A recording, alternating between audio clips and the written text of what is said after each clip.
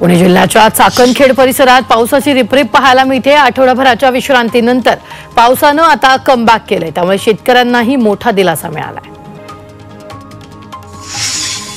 वाशिमच्या अनेक भागात मुसळधार पाऊस सुरू आहे। हवामान विभागाने पुढील 3 दिवस जिल्ह्यात अतिमुसळधार पावसाचा इशारा दिलाय। अतिवृष्टी झाल्यास नदी नाल्यांना पूर येण्याची शक्यता आहे, त्यामुळे प्रशासनाने नागरिकांना सतर्क राहण्याच्या सूचना दिलेल्या आहेत।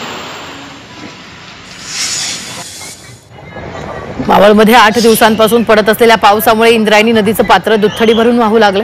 संत तुकाराम महाराजांच्या देहूत आषाढी एकादशी निमित्त भाविकांची मोठी गर्दी पाहायला मिळते। देहूत भाविक दाखल झाल्यावर सर्वात आधी इंद्रायणी घाटावर जाऊन पवित्र इंद्रायणी नदीचं दर्शन घेतात। चंद्रपुरात काँग्रेसचे दुरावलेले बहीण भाऊ सोबत आल्याचं चित्र बघायला मिळते। चंद्रपूरच्या खासदार प्रतिभा धानोरकर आणि आमदार विजय वडेट्टीवार एकत्र आल्याचं पाहायला मिळते। दोघांनी मिळून शहरातील मोहरम आणि आषाढी एकादशीच्या निमित्तानं दर्शन घेण्यासाठी एकत्र दौरे केले।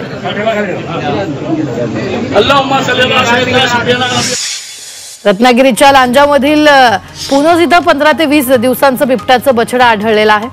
वन विभागानं जंगलमय भागात बिबट्याच्या बछड्याला आईबरोबर पुनर्भेटीसाठी ठेवलं, मात्र आईशी भेट झाली। दरम्यान बछड्याला मुंबई बोरिवली येथील संजय गांधी उद्यानात पाठवण्यात आलेलं आहे।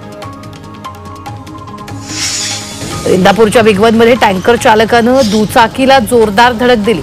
या धडकेत दुचाकी स्वाराचा जागीच मृत्यू झाला। या घटनेनंतर टँकर चालक घटनास्थळावरून फरार झालाय। दरम्यान अपघाताचा व्हिडिओ सीसीटीव्ही कॅमेऱ्यात चित्रित झालाय।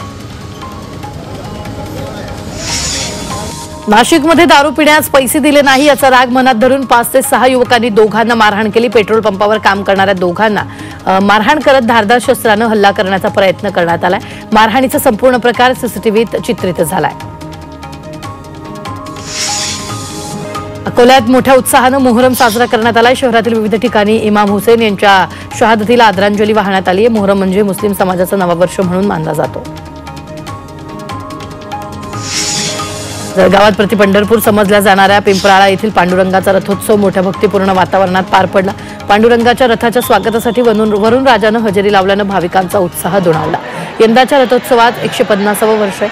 विठ्ठल मंदिर संस्थान आणि वाणी पंच मंडळ यांच्या संयुक्त विद्यमानं रथोत्सव साजरा करण्यात आला। आषाढी एकादशी निमित्त अनेक भाविक देहू नगरीत दर्शनासाठी हजेरी लावत आहेत। मुसळधार पावसातही भाविकांचा मोठा उत्साह पाहायला मिळतोय। भर पावसात हे सर्व भाविक रांगेत उभे राहून विठू माऊलीचं दर्शन घेतात।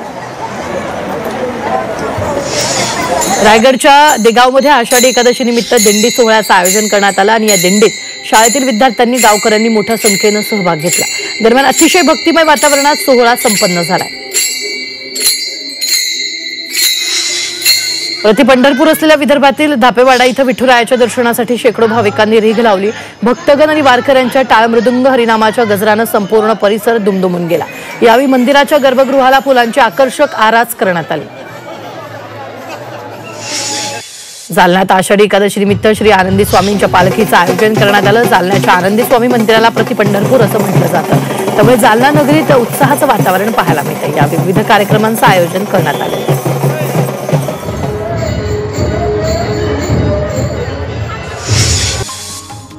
जालना जिल्ह्यातील श्री क्षेत्र अनवा इथं भाविकांनी दर्शनासाठी मोठी गर्दी केली। आषाढी एकादशी निमित्त दर्शनासाठी मंदिर भाविकांना खुलं करण्यात आलं। मराठवाड्यासह खानदेश, मध्य प्रदेशातून भाविक शेकडो दिंड्यांसह या ठिकाणी दाखल झाले। कोल्हापूरच्या कसबा तारळेमधल्या न्यू हायस्कूलमध्ये आषाढी निमित्त विविध अभिनव उपक्रमांचं आयोजन करण्यात आलं होतं। या अंतर्गत वेशभूषा, उपवासाचे पदार्थ बनवण्याच्या स्पर्धा आयोजित केल्या। या स्पर्धेत प्रबोधनात्मक फलक आणि विठ्ठल रुक्मिणीची मूर्ती विशेष लक्षवेधी ठरली। कोल्हापुरातील कसबा बावडा परिसरात अशांत मोरे यांनी तांदळावर विठू माऊलींची प्रतिमा साकारली। अशांत मोरे हे दरवर्षी वेगवेगळ्या माध्यमातून आषाढी निमित्त कलाकृती सादर करतात। यंदा त्यांनी चक्क तांदळावरच विठू माऊलीचं आकर्षक पेंटिंग काढून आपली कला विठुरायाच्या चरणी अर्पण केली आहे। हिंगोली जिल्ह्यातील गोकर्णा माळरानावर गोकर्णा महादेवाची यात्रा भरली। आषाढी एकादशी निमित्तानं ही यात्रा भरवली जाते। दर्शनासाठी भाविकांनी पहाटेपासून गर्दी केली। यावेळी चोख पोलीस बंदोबस्त ठेवण्यात आला।